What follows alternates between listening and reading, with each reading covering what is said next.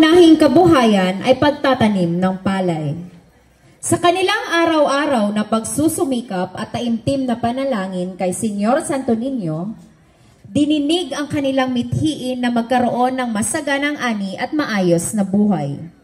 Hindi sila nawala ng pag-asa kahit gaano kahirap ang kanilang mga pinagdadaanan at sa bawat binhi na kanilang itinatanim, kasama ang kanilang panalalig at dasal. Dumating ang araw na nagbunga ng sagana ang kanilang mga taniman. Ang kanilang palayan ay naging simbolo ng biyaya at pag-asa. Hindi lamang para sa kanilang grupo, kundi para sa buong barangay. Bilang pasasalamat sa mga biyayang natanggap, naghandog sila ng isang espesyal na sayaw na tinawag nilang Tikang Tabon. Nagpapakita ito ng kanilang kasiyahan at pasasalamat. Sa bawat galaw ng kanilang sayaw, ipinapakita nila ang kanilang pag-ibig, debosyon at pasasalamat kay Senyor Santo Niño.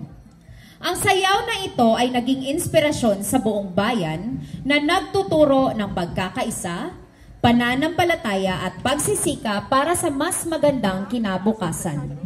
Ang kanilang kwento ay nagbigay liwanag sa diwa ng Halad Festival na naglalayong ipakita ang kultura at paniniwala ng tao sa Midsaya. Daghang salamat sa grasyang nadawat. Handog ng Barangay Bual Sur.